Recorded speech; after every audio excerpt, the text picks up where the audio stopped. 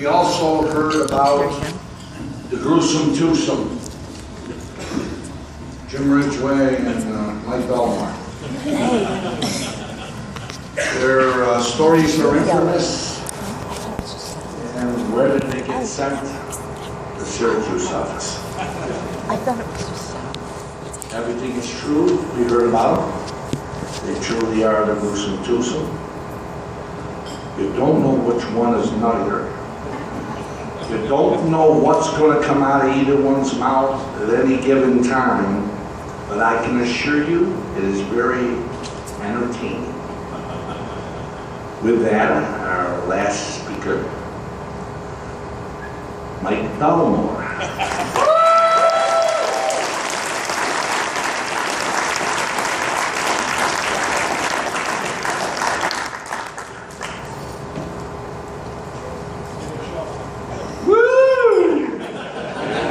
I gotta follow a man of Christ and all that bullshit. I don't know. That ain't my style. Jim Valenti is a nervous wreck. And he's a nervous wreck because he thinks I'm going to say something so inappropriate that I'm going to offend a good many people. So, Jim, relax, take it easy, don't worry, be happy. Hey Jimmy, you sure just have a pretty mouth.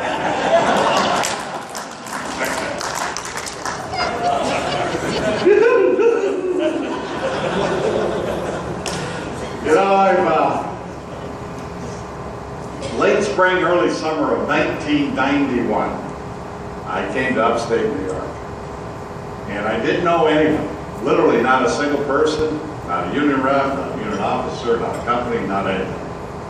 And I came up here after a good friend of Jimmy Ridgeway's passed away by the name of Al Turk. And not knowing anybody, to say that I was just a little bit intimidated when I arrived in New York was an understatement. But we had a meeting, and Vice President Mario Scarcelletta at that time with the paper workers had met with me the day before, and he said, we're going to have a meeting in Watertown, New York. And one of the people who were in Watertown, New York was Mr. Jim Ridgeway.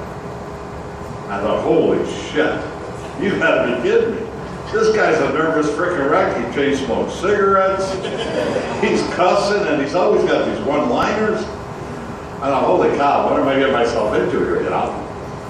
But anyway, having said that, Jimmy made it known that he was a Green Bay Packer fan. And for those of you who know me, I'm a big Packer fan. I bleed that green and gold. And so I thought, you know what, I think I'm going to like this guy. And then he started talking about his soon-to-be ex-wife because he was separated at the time. And I'm not saying anything out of school, kids, but he called her the Beast. And I said, you know what, I think I'm going to like this guy. I knew a little bit about having a couple different beasts myself. But Jimmy always had an approach, to say the least, was enjoyable. And the many, many times that I spent with him were just fun. And as me and some of my brothers here tonight were talking about, we always had fun. And I think that's really what life should be about. Have a little fun. Me and Jimmy traveled initially when I arrived in 1991, and we had to drive from my house in Black River, New York to Newton Falls. And if you know where Newton Falls is, it literally is in the middle of nowhere. For those of you here in New York State, you know what I'm talking about. And so Jimmy would started telling me kind of his life story. And I always had the same reaction whenever he started. Oh my God, are you shitting me? Oh, wow. And then he started licking my windows. And I never understood that either. And then it finally dawned on me one day, it was whenever we passed the farm. I knew what it was up there. So, after getting to know Jimmy a little bit, you know what dawned on me? And who Jimmy reminds me of, and I'm a big fan of movies and comedies.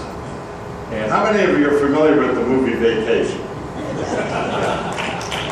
To me, Jimmy is kind of like two characters from the movie Vacation.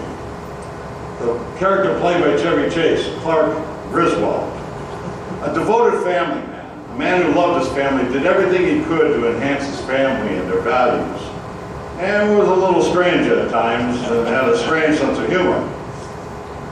And then there was the other character that was in that movie, Cousin Eddie. Now, Jimmy's a lot like Cousin Eddie. You know, a bit of a doofus. You never know what he's going to say or do. Pull up in an RV and dump his shit right in front of your house. That's Jimmy Ridgeway. I'll tell you that.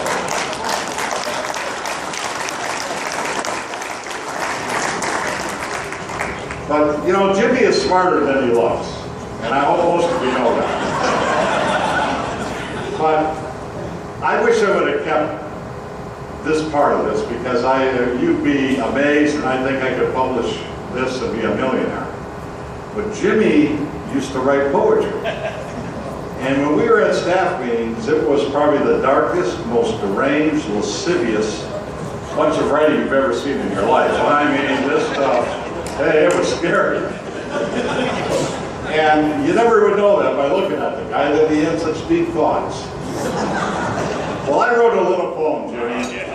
You know, just it's a few lines, and it's straight, succinct, and to the point, but in your eye. Roses are red, violets are blue. Ah, fuck it, ladies. Pull up your blouses and show me your boobs.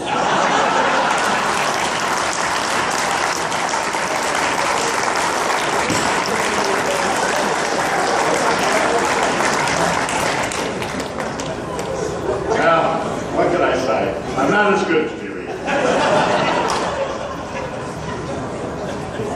You know, I look at Jim's family here, and I really would like for them to stand just for a moment, if you guys wouldn't mind.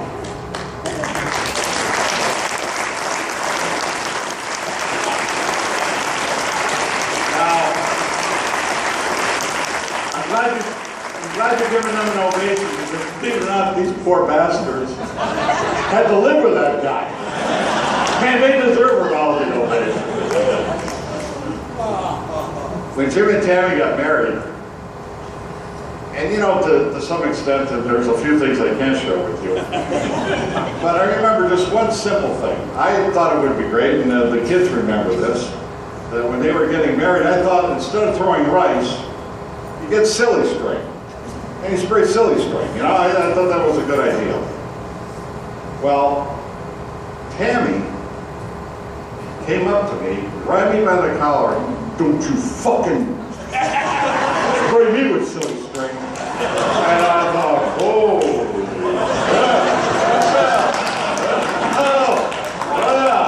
I get the message here. I'm not going to do silly string. I think me and Joe and Johnny ought to spray it ourselves. But you have to say that Tammy and all his kids, they have to have a sense of humor to live with this guy. To say the least. But over the years, and John, I know you probably have noticed this. I know the previous directors and vice presidents have. Jimmy did his best to get out of every frickin' staff meeting that anybody ever called. And I'm not kidding you, he was the most creative genius when it comes to getting out of meetings. And it's probably a good thing, Jimmy, because you probably would have got fired if you would have attended all of them. But I remember in one instance, we were in Linden Hall, and Linden Hall is where the steel workers go for training.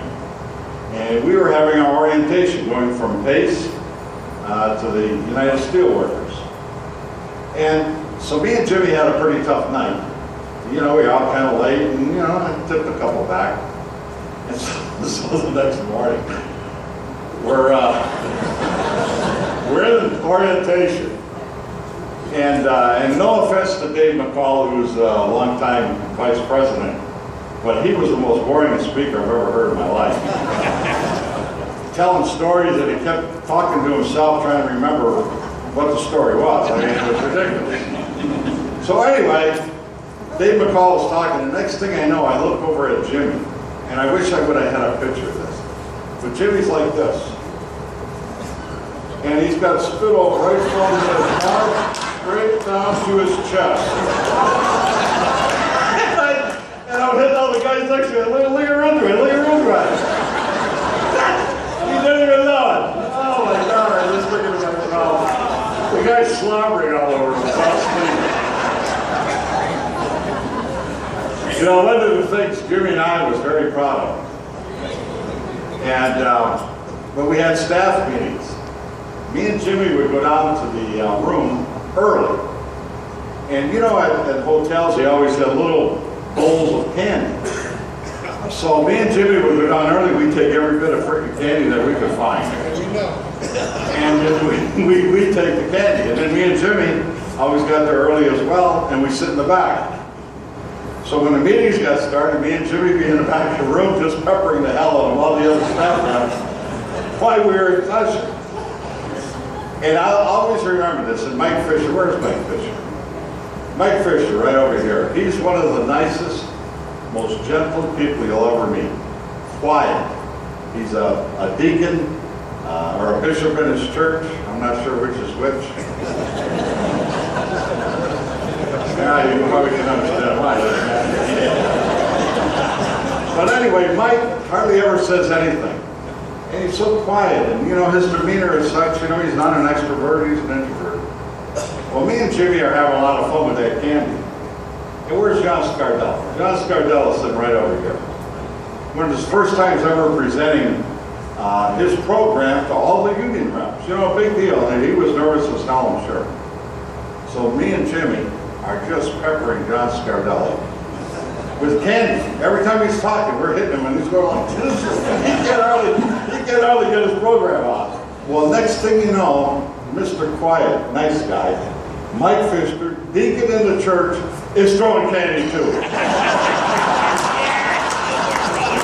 And me and Jimmy looked at one another, we give each other a high five and said, we mission accomplished. It was a great moment in our life, wasn't it, Jimmy? We had a rep by the name of Jerry Meeshaw. And Jerry Meeshaw, I'll tell you what, and this is the honest to God truth. I love that guy, literally. He was a personality all on his own. He was a big guy. And he was colorful as hell. He always wore like pink and purple sweaters underneath his sport coat. And he talks with this Maine accent, you know, going to the car, you know, all that kind of shit. Well, anyway, I remember if he wore that purple sweater into a staff meeting, me and Jimmy would start singing, I love you, you love me, we are one big happy family. You know, the old party song. But that's the kind of guy he was, and he took that a good stride. But, you know, when Jimmy finds out that you got a little flaw or something that you kind of get ticked off about, it's like saying sick him to a dog. And he'll be all over it like ugly on an egg. And I can't tell you how we found this out, but we found out that Jerry did not like to be touched. Whether it was a man or a woman, he did not like to be touched. So we were in Albany at a staff meeting, and Jerry Meeshaw just happened to be in the room next to mine. And Jimmy Ridgeway comes over, stops by in the room, and so we started talking a little bit about Jerry. And I had no responsibility for this, it's all Jimmy Ridgeway. Jimmy come up with this brilliant idea.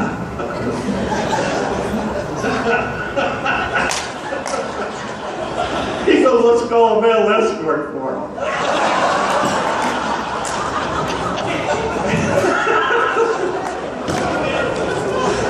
And sure as shit, Jimmy gets on the phone, and we're in Albany, there's all kinds of escort services. And we order a male escort for Jerry Meeshaw.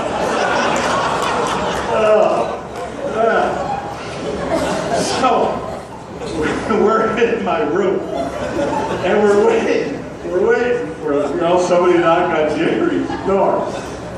All of a sudden, we hear the knock, and we hear the door open, And we hear the guy in house, he goes, I'm your escort for the evening. And I'm telling you, thank goodness there was more than 2 locks on my door. Because she was back. It was Ridgeway and Bellmore. Y'all a male escort on it. And I tried to tell Jerry it was all Jimmy's fault. And I hope he believed me. But I want to say this in respect to all my fellow reps, not only here in this district, but I say this in the district that I just retired from. Jimmy Ridgeway is the best rep I've ever met, bar none, in our organization or in any other. I don't give a shit what anybody says. He's the best rep I've ever met.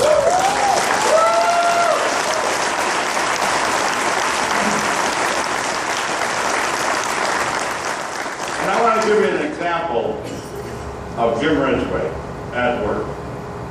And I don't know of any other rep, and I don't even know if Mr. Bordoni was a part of this case, but Jimmy had a case. And it was called the Dangling Dick case. You heard me right, Dangling Dick. This guy, apparently, in the mill, was pretty well endowed, and at times he liked to kind of pull it out and show it off. I was innocent. How's that? I thought Scardello might stand up and only embarrass himself. But Jimmy calls me up and goes, you never guess what happened. And he says, can you believe it that somebody would actually complain and turn this guy in? I said, I don't understand it either. But Jimmy, and we have a duty to fairly represent everyone in our union, just so everybody understands. We have that duty of fair representation. But goddamn it, Jimmy took it to the nth degree in this case, if you know what I mean. And to make a long story short, he saved that guy's job. Now, I don't know another rep who could have done that. I don't even know another rep who would have took that case on. But that's our Jimmy. I gotta bring something up. Jimmy, I was there, wasn't I? Yes, you were. It was my ex-wife that took his yes, you were. That's why. There you go. There you go. Anyway, for me, that's an infamous case. And Jimmy, congrats, buddy.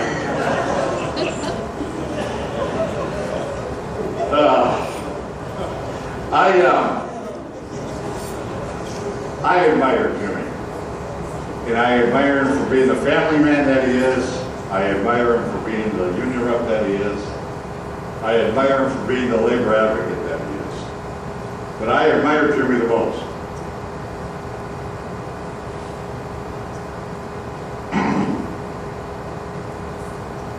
For being the human being that he is.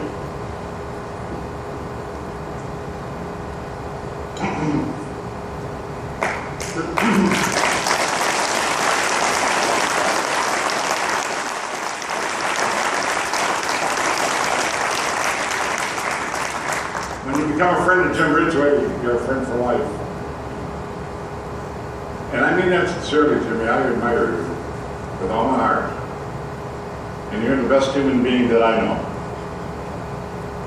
And I'm glad your children had a chance to have a father like you and a grandfather. And I'm thankful that our union had a man like him representing us. And I'm glad for the church that he's a benefactor in, and he does so much. And I've been to those chicken dinners that he puts on and slaving over those hot coals in the summer months. And the Thanksgiving dinners and the Christmas dinners that he's all a part of, him and his family, and him and Tammy work especially hard at that stuff. I mean, this is a man who cares about other people. And God damn it, we need more of that today.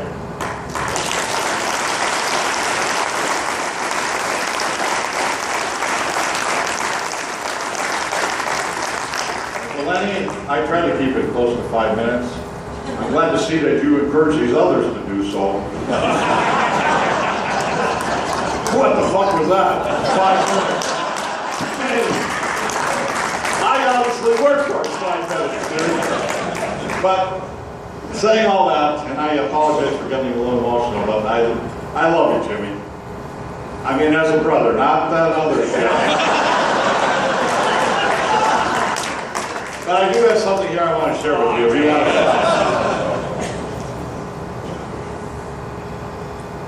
Come on up here, Jim. This ain't gonna be good.